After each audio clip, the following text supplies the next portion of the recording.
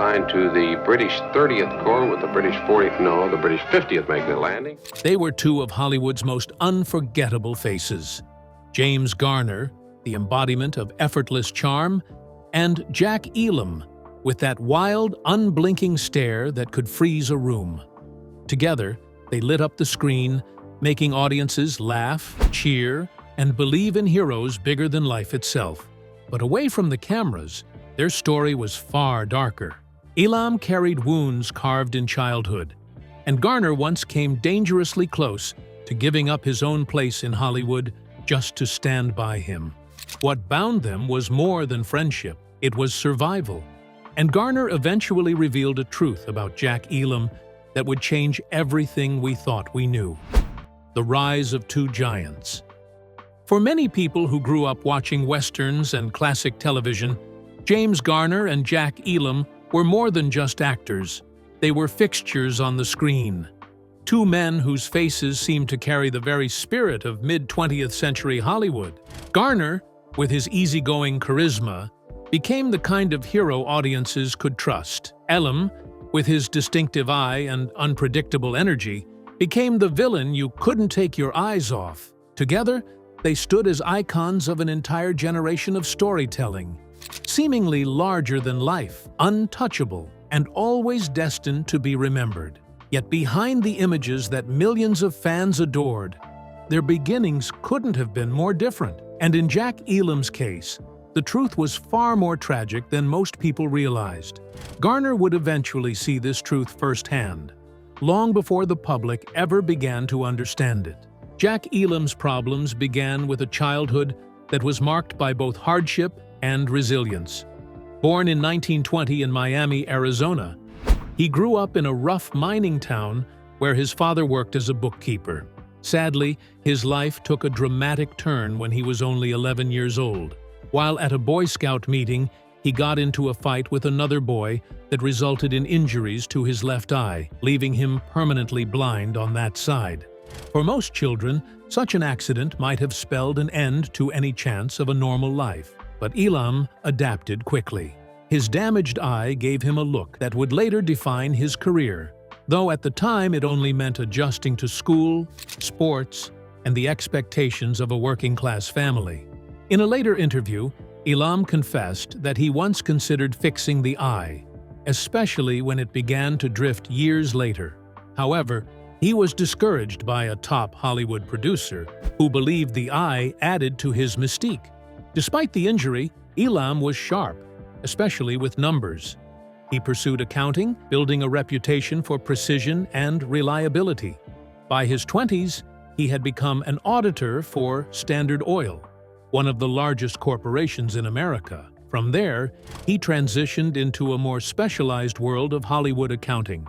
Studios like Samuel Goldwyn Productions and Hopalong Cassidy Productions needed trustworthy men to balance their books, and Elam fit the role perfectly. In those offices, he began meeting the very actors, producers, and directors who would later call him a peer. At first, he had no interest in stepping in front of the camera. But Hollywood had a way of blurring the lines between business and performance.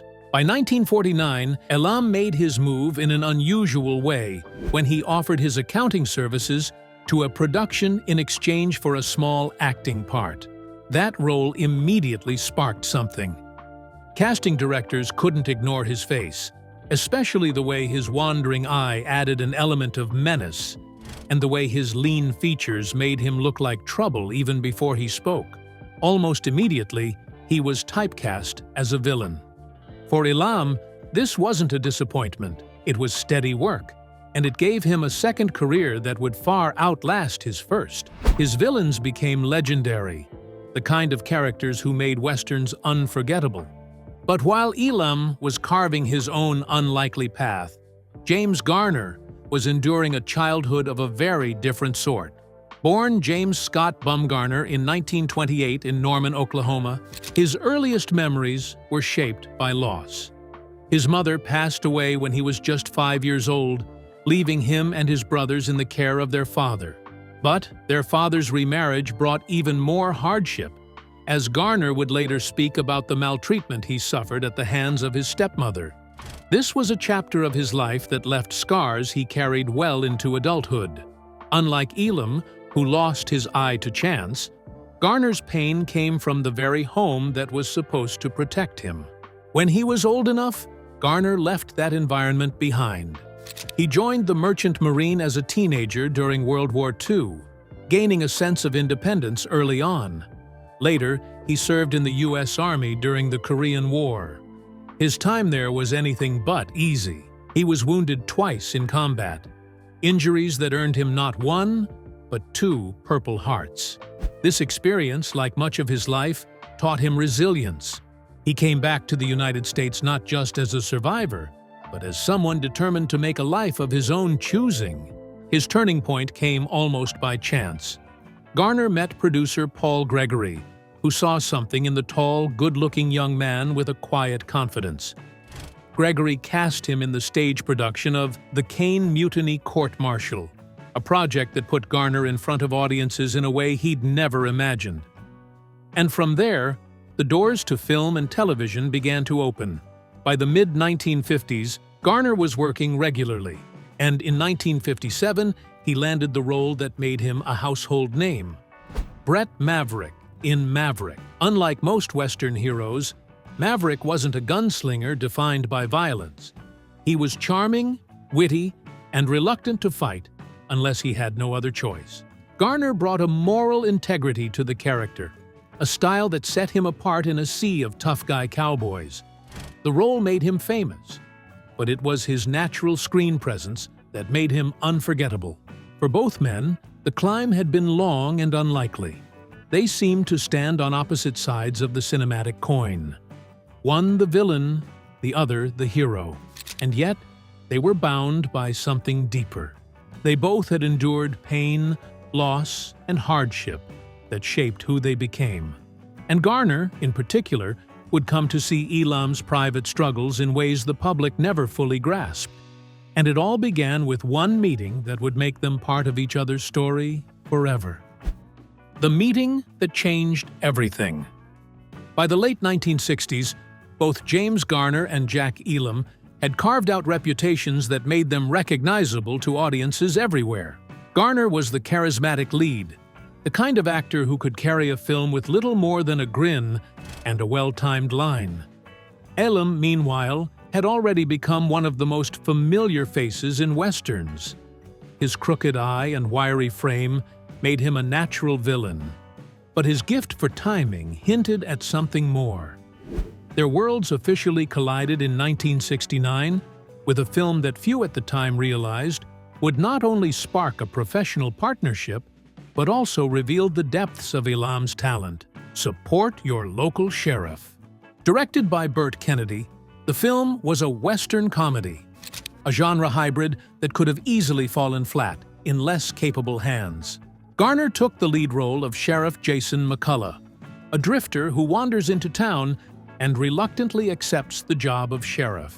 Elam played Jake, a down-on-his-luck character who becomes McCullough's deputy, albeit unwillingly. On paper, the roles were straightforward. Garner was the steady center, the man who held the story together, while Elam was the comic relief. But what happened on screen was something no one could have scripted. From the moment their characters shared the screen, the chemistry was undeniable. Garner's calm, straight-man energy balanced perfectly against Elam's eccentricity.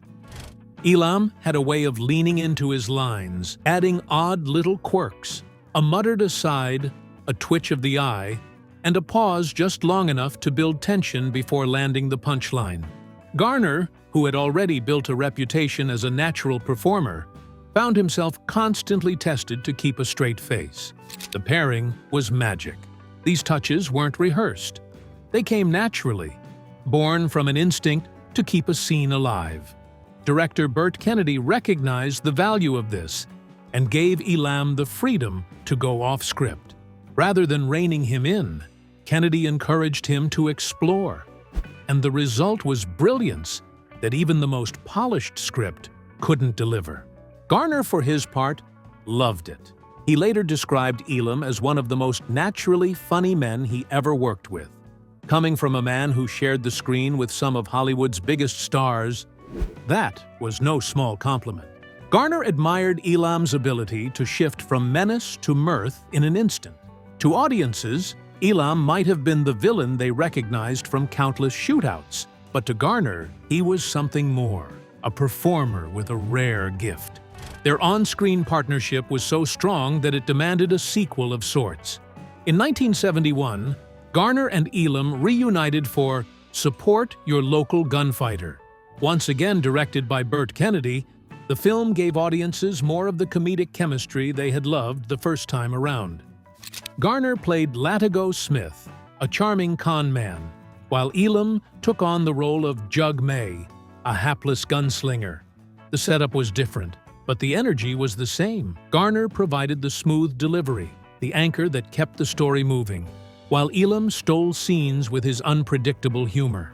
What made their partnership special was not just the laughter, but the authenticity behind it.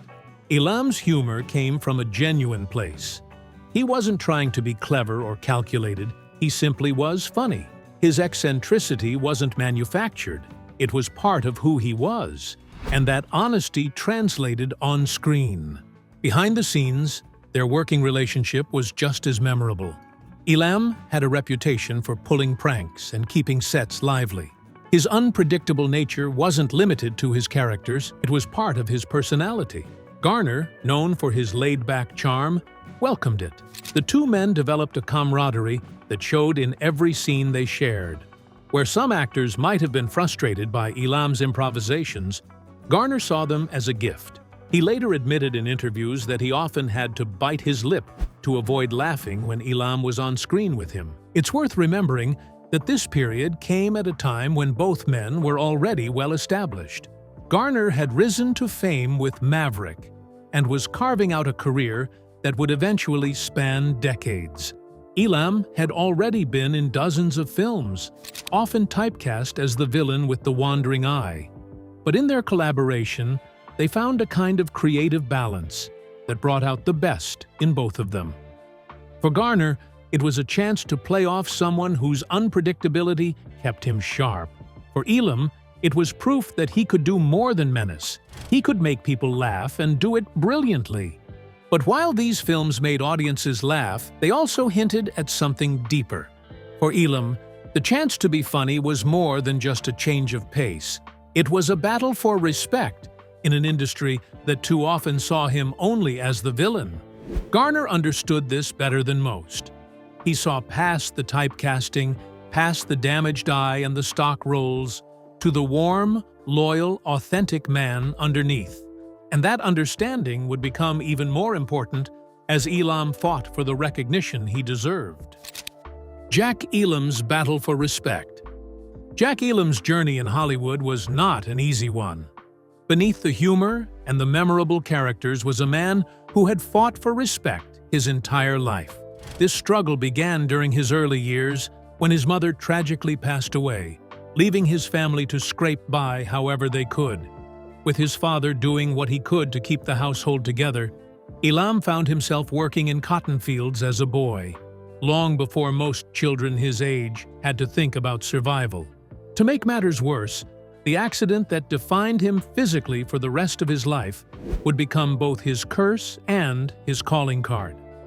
For years, he was the man audiences loved to see get gunned down, the sneering presence in the background who gave the hero someone to defeat. Yet, for Elam, that kind of work came with a cost. He never denied that his eye helped him stand out, but he bristled at being reduced to little more than a gimmick. Early in his career, he faced long, dry spells where roles didn't come easily. And when they did, they were often shallow parts designed to highlight his appearance rather than his ability. On the surface, everything seemed fine, but underneath it was the truth. He wanted to be taken seriously, not just used as a visual shorthand for evil. Unlike many actors of his generation, Elam never attended formal acting schools or followed the traditional path of theatrical training. He simply didn't believe in it. To him, Acting wasn't something you learned from a classroom. It was something you developed naturally, through instinct, observation, and trial by fire. This philosophy sometimes put him at odds with Hollywood insiders who valued credentials and technical training. But Elam stood by it, trusting his instincts over textbooks. Still, the industry had a way of pushing him into corners. For much of the 1950s and early 60s, he appeared almost always in the same kind of role: the sneering villain, the gunman with no conscience, or the outlaw destined to lose. Critics often dismissed him as little more than a curiosity, an actor who had stumbled into work because of his appearance rather than his talent. And for a while, it seemed that Elam might never escape that pigeonhole. But everything began to change in the late 1960s. The same features that had made him a villain also made him uniquely suited for comedy.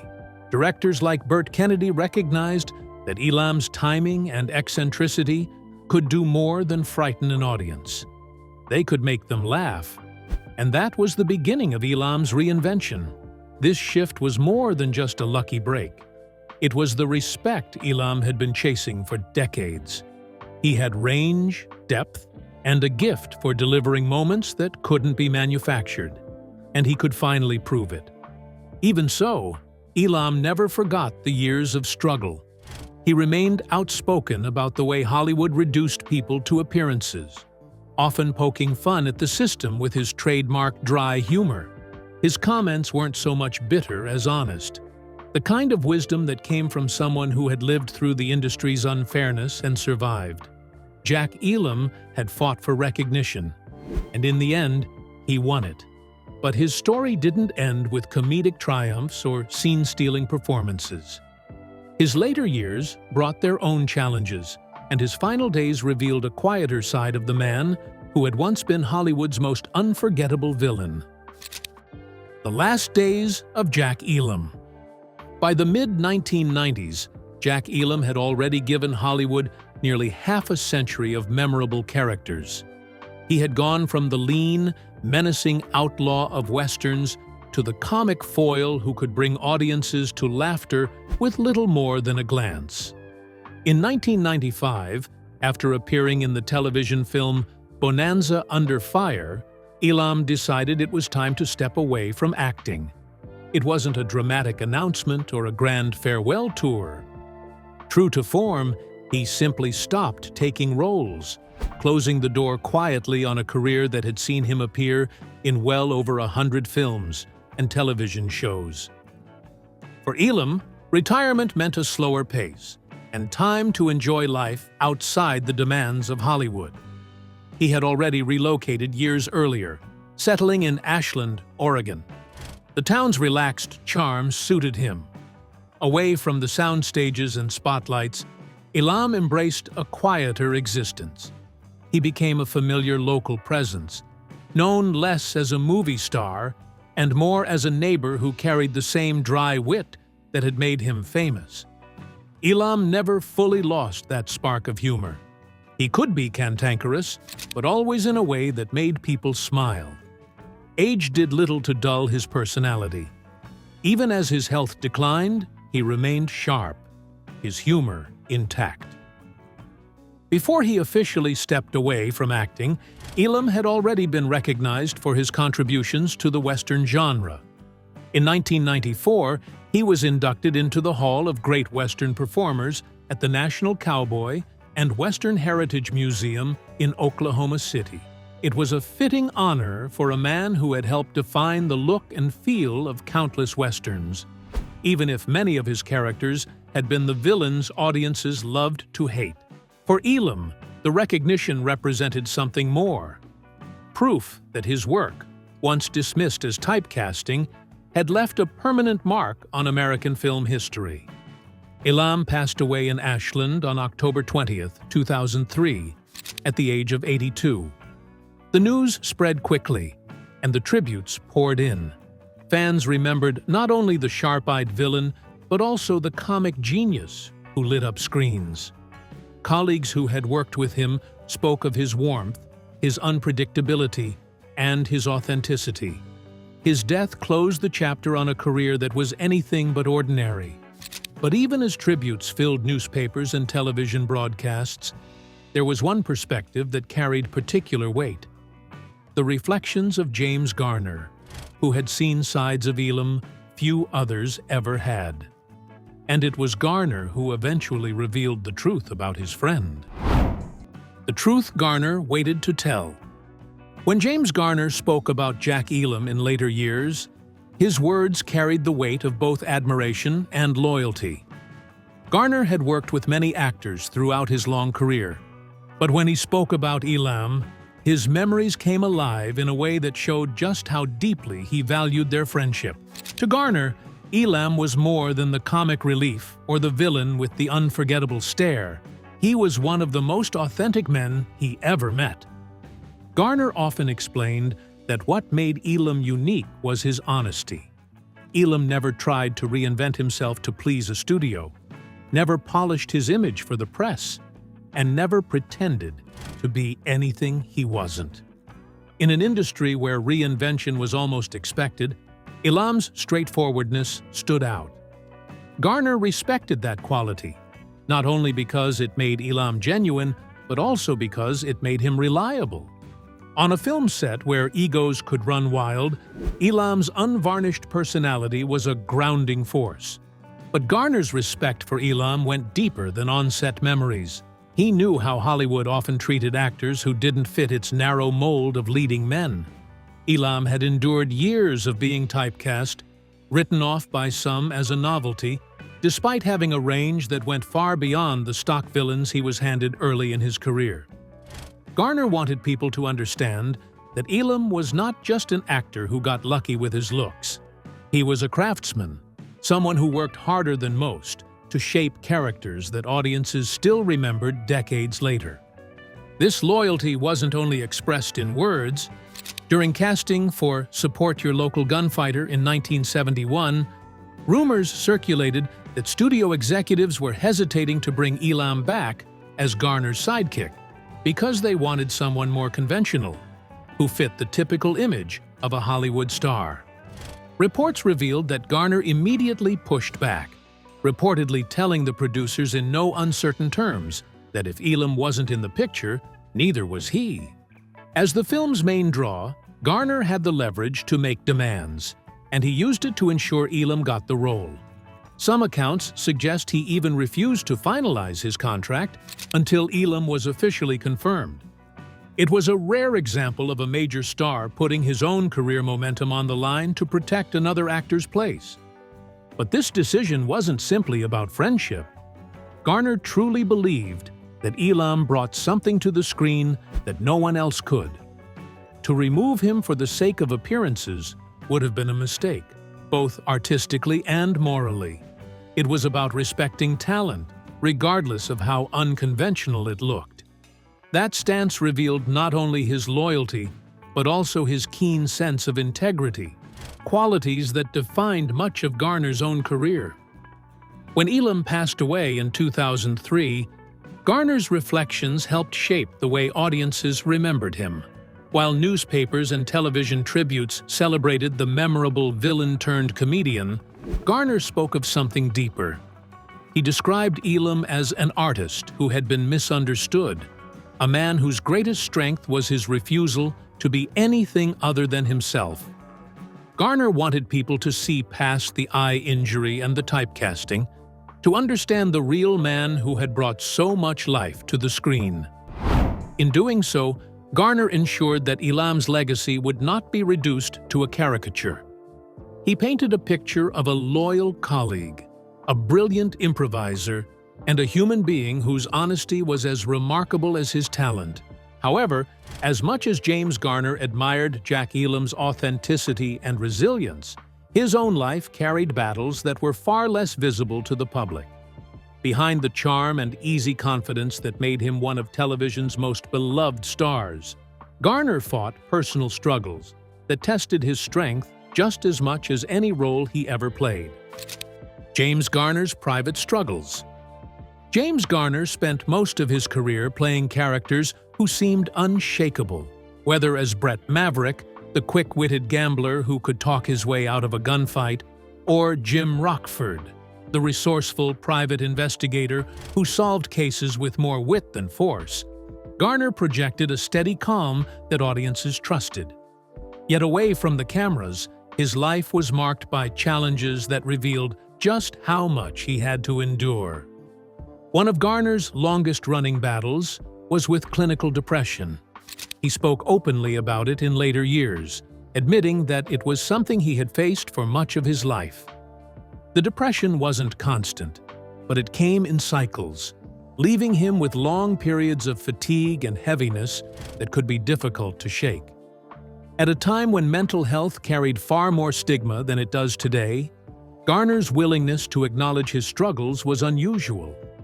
He never dramatized it, but he never denied it either. To him, it was simply another part of his life, something he learned to manage, rather than something that defined him. But his battles weren't limited to the private sphere. Professionally, Garner became known as someone who would not be pushed around by Hollywood's powerful studios. In the 1980s, after years of success with The Rockford Files, Garner discovered that Universal Studios had withheld royalties that were rightfully his. Many actors in his position might have let it slide, wary of damaging their relationship with a major studio, but Garner chose a different path. He sued. The legal battle dragged on for years, and in the end, Garner won, setting a precedent that strengthened protections for actors' financial rights. It was a victory that went beyond his personal finances. It was about fairness and integrity in an industry that often exploited performers. That combative streak was part of who Garner was. His affable screen presence sometimes obscured the fact that he was fiercely independent. He valued honesty and didn't tolerate being treated unfairly, whether by studios, producers, or executives.